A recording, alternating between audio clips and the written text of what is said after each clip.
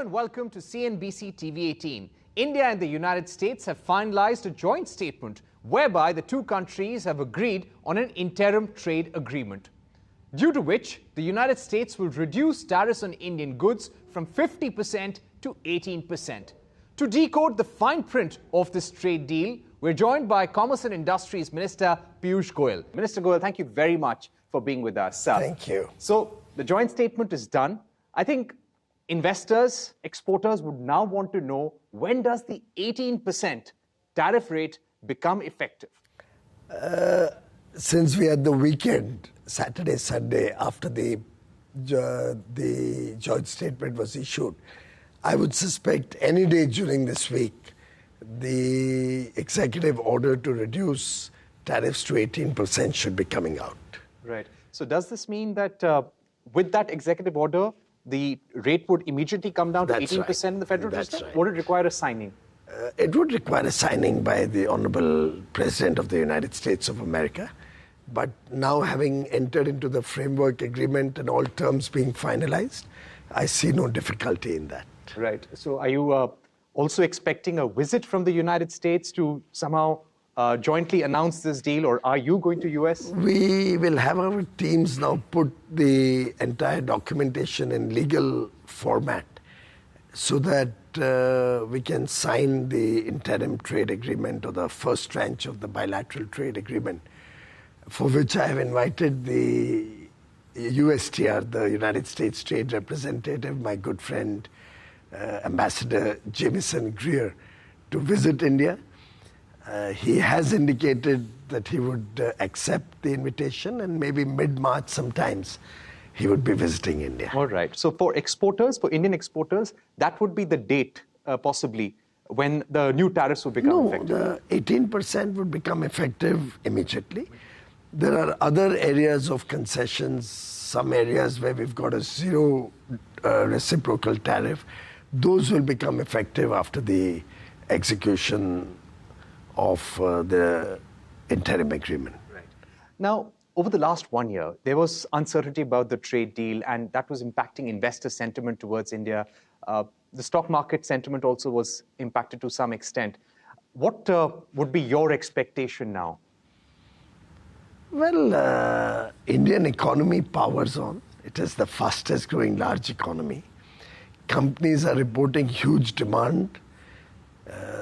January performance numbers should come out quite well in terms of the volumes.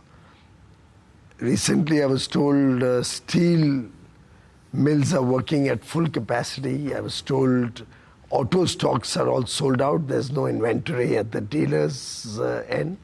Cement stocks were down to just about under a week or a few days.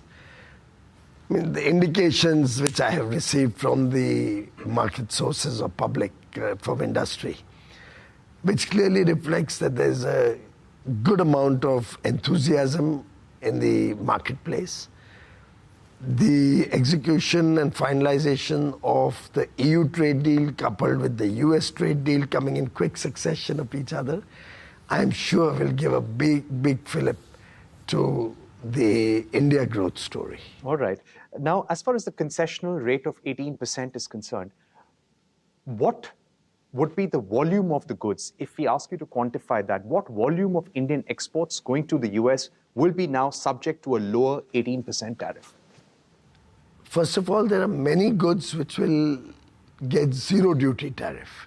Some are already going at zero duty, some more will come at zero duty. In the aggregate, my sense is about half the exports will become zero duty, zero reciprocal duty in terms of tariffs. On the other half, almost 10 or 15% would probably be sectoral tariffs, which for steel, aluminium, and products and derivatives of that, in some cases could be as high as 50%. But then they'll have to look at how much is the steel or aluminium content, and accordingly it will be a calibrated or a calculated import duty as a Section 232 tariff, not as a reciprocal tariff. Everything else will be at 18%. Right. How do India's labor-intensive exports benefit from that? Because majority of them will now be tariffed at a rate of 18%. Well, they will benefit hugely. And it's not that majority of them will be 18%. Many of them will even be lesser. I see a great fillip in the textile industry. I can clearly see before my eyes the auto component or machinery parts industry, the engineering goods, the leather, footwear and sports or sportswear, sports goods, toys, furniture, handicrafts, handlooms, a number of products which directly relate to MSMEs or labor-intensive industries stand to gain from this agreement immediately. We will also see our farmers and our fishermen get increased potential of exports. We are a substantial exporter of farm products and fish to many parts of the world, including the US, aggregating nearly $55 billion. That's about 5 lakh crores. My sense is that number can easily double, particularly as we do more value addition in the years to come, to probably $100 billion. Right. Now, there were almost $34 to $40 billion worth of exports to US, which were already exempted from tariffs, including pharmaceuticals and mobile phones for that matter. How many additional items will now face zero tariffs in the US? And could you list out some of them? In terms of reciprocal tariff? Yes, we will have many more products enjoying the fruits of 0% reciprocal tariff, both in the agri and the industrial sector. On the agri front, all our spices, tea and coffee and their extracts, copra, that's coconut or coconut oil, vegetable wax, nuts like areca nuts, Brazil nuts, cashew nuts, chestnuts, so fruits and vegetables like avocados, bananas, guavas, mangoes, kiwis, papaya, pineapple, shiitake mushroom. Number of very, very important products which are of great interest to the Indian exporters. Bakery products, cocoa and cocoa preparations, processed food, banana pulp, citrus juices, guava and mango paste, pineapple, and there are many more. I'm not reading out the entire list. Right. We'll get zero duty on reciprocal tariffs.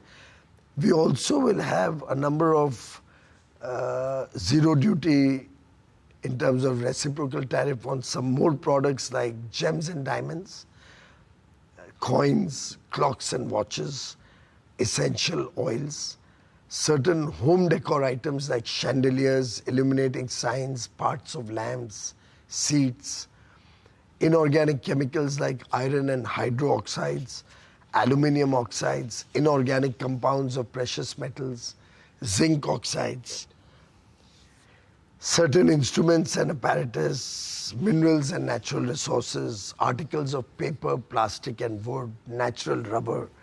This is just an indicative list I'd kept with me. So a number of items, a number of lines have been negotiated to get zero duty.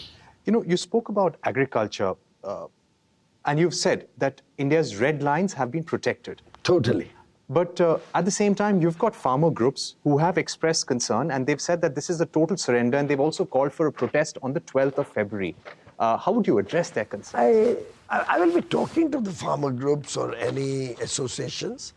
I would recommend to them also to carefully have a look at the exempt list, which I have spoken about on earlier occasions.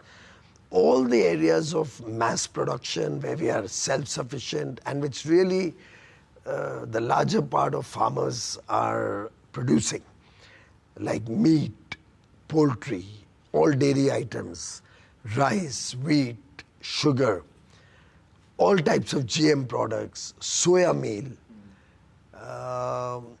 We have corn, maize, millets like jawar, ragi, bajra, kodo, amaranth, fruits like banana, strawberry, cherries, citrus fruits, some pulses like green pea, Kabuli chana, moong, oilseeds, certain animal feed, groundnuts, honey, malt and its extracts, non-alcoholic beverages, flour and meals, starch, essential oils, ethanol for fuel, tobacco, all of them are not covered under this agreement. They have been excluded, and the farmers are completely protected from any sort of imports with the high import duties that we impose on them. So I really think the farmers have nothing to worry.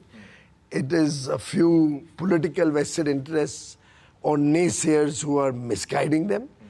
And I would like to appeal to all farmers and farmer organizations to carefully assess, and they will find that our farmers are fully protected. You know, one of the points that the Bharatiya Kisan Sangh has raised, that the dry distillers grain, now that has, you know, a GM component to it. They've also raised concern about soybean oil as well.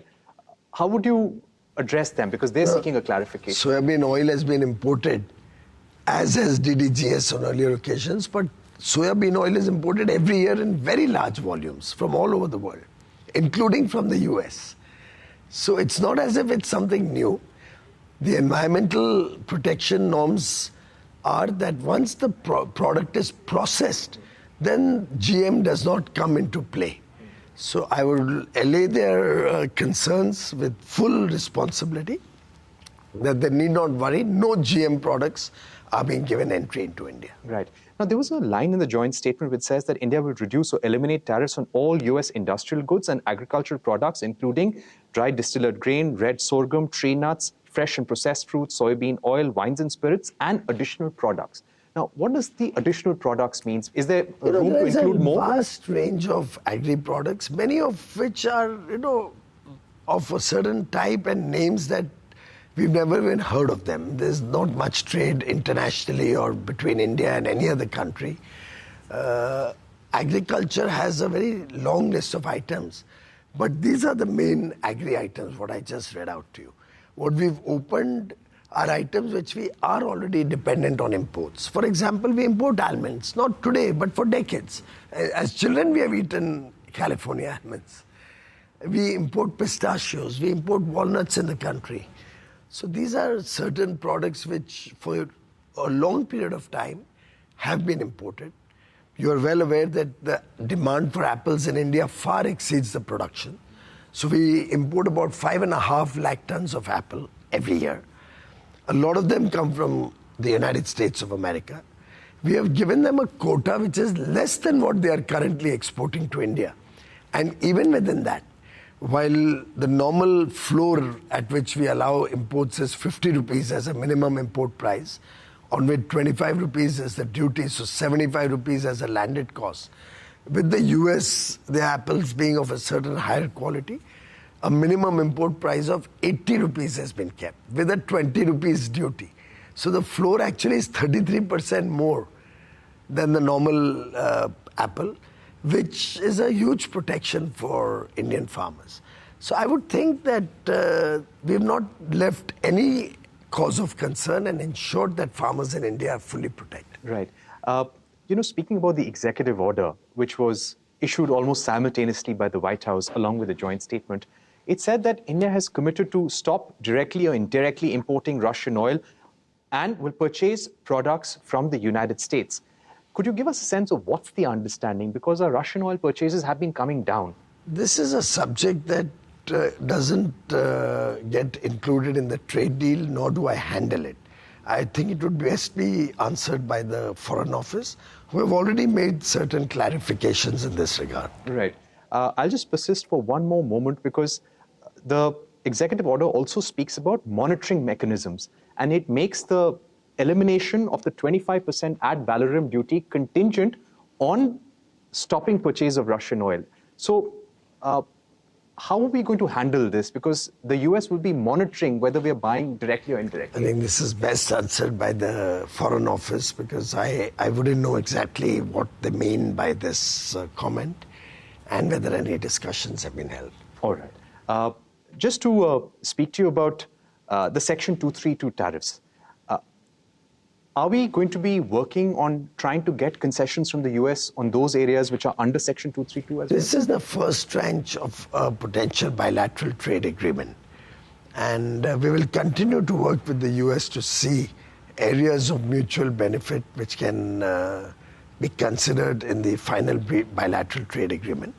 And we will certainly be taking up Section 232 tariffs in the course of those discussions. The $500 billion worth of imports that we have said that we intend to buy over the next 5 years, how will that work, Minister Goyal? Is this an intention? Is it going to be the best endeavor to do so, or is it binding? Well, very clearly, we intend to expand and grow the economy very rapidly. We are the fastest growing large economy.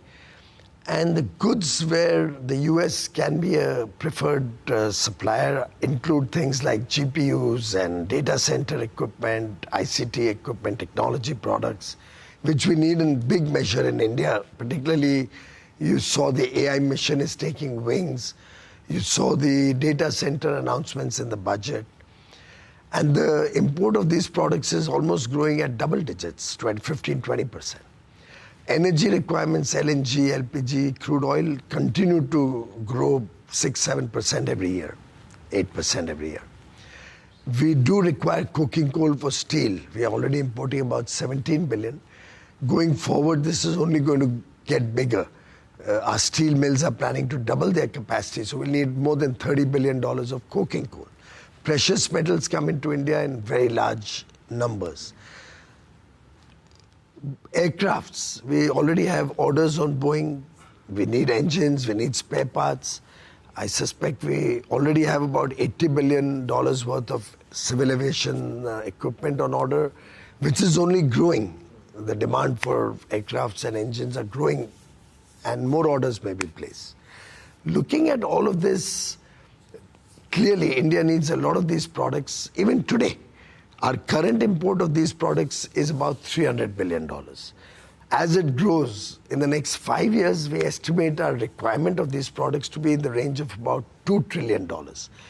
And therefore, I don't see any difficulty if the United States of America supplies us more planes, more energy, more GPUs and data center equipment, which we really need, more coking coal, more precious metals.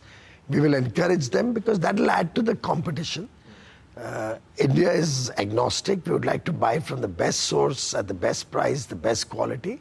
And I'm sure the United States will be happy to supply these products to India and encourage bilateral trade, which we expect to grow to $500 billion by 2030 annually. All right, Minister Goyal, I'll request you to hold on to that thought. We're going to take a short break. We'll be right back with much more on the India-US trade deal.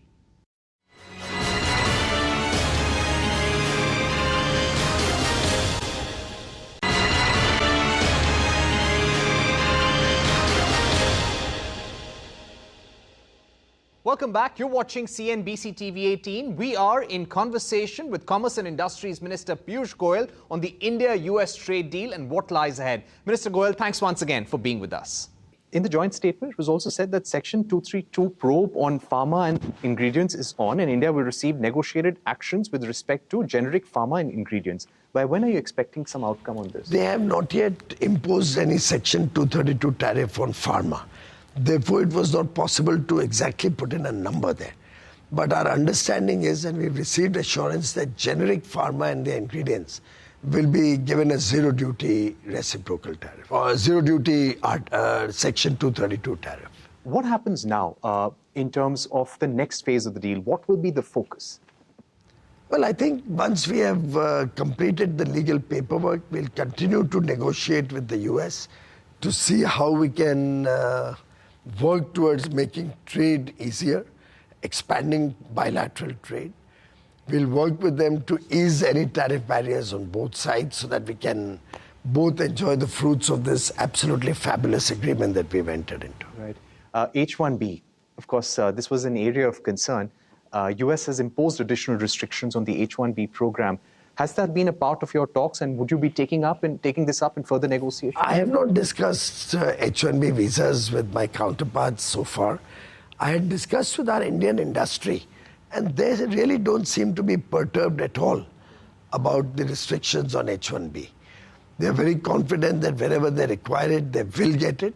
In fact, some people also told me it will actually become better because a lot of the fringe applications will go out and really serious players will now be looking for entry of their people into the US to serve high-tech products and high-tech requirements. Having said that, I personally think H-1B lost its significance significantly post-COVID, when we all saw that working from home, we could do a lot of work. And we've already seen the impact of that with the growing number of GCCs that are now operating in India. Almost 1,800 GCCs now operate in India.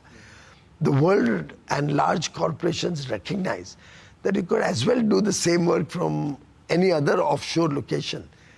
Instead of getting people into very high cost economies like the US, Europe, to getting anybody to UK or London or New York or anywhere, any such places, a very expensive proposition. So a lot of work is being outsourced to their GCCs, which is great news for India because the people stay in India with their families, they earn in India, they pay taxes in India, they spend in India, adding to our economy and economic activity. They save in India, invest in India, and we also earn foreign exchange. Right. So my final set of questions, Minister Goyal, are there going to be some concessions for US e-commerce companies to hold inventory also in India? Is that a part of the deal? There is no such discussion with them on e-commerce. Okay. Now, when it comes to non-tariff barriers, US had its intentions where it wanted India to ease non-tariff barriers. What have we proposed and what do we want for them in return? Well, it's a bilateral situation. There are many areas. For example, there were restrictions on the supply of GPUs or NVIDIA chips and stuff like that, or technology products. So there are certain areas on both sides which we would like to address non-tariff barriers of the kind which are detrimental to trade, because we do believe that as trusted partners, we should be having greater trade amongst the United States and India, and we'll continue to work towards that end. So those trade non-tariff barriers or restrictions on GPU imports, will that be a part of the interim? All these discussions will continue to happen because that will all be a part of the larger bilateral trade agreement that we are looking at. And finally, what's the timeline for the full BTA? Well, I think I'm on record very often that I never negotiate with timelines or deadlines. Every agreement has to be seen through very carefully, negotiated in the best interests of our people, our country, our businesses. And while I would not like to put a timeline to it, I can assure you that both the United States and India are keen to do it fast. We share very good relations at every level, whether at the leaders level, ministerial level, officials level, businesses, or the people-to-people ties. So this is really a very, very defining partnership and friendship which we would like to nurture in the years to come. Finally, it was signed off at the level of Prime Minister Modi and President Trump. You had done so much work in the background. Any behind-the-scenes conversation or anecdote that you can share with us? I know it's a lot is confidential, but did the coming of Sergio Gore also help things? Well, it's been a great experience negotiating with the United States of America. I've worked with the Trump administration in their first term towards the end, after I took charge of commerce on 1st June 2019. So I had a little flavor. Mr. Jamieson Greer, the USTR, Ambassador Greer, was the chief of staff of the then USTR. So we share an old relationship and a very good friendship. So it was wonderful working with my counterparts and between the officials in the US government. But I can place on record that Ambassador Sergio Gore played an important role. He is a friend. We've had many engagements, many conversations. Of course, they're privileged, I cannot share with you. But nice person, nice friend, and a nice colleague to work with. Minister Goyal, thank you so much for talking to us comprehensively about the fine print of the India-US trade deal. We look forward to the formal signing in New Delhi with you and Jamieson Greer. Thanks once again for being with us here on CNBC. Thank you.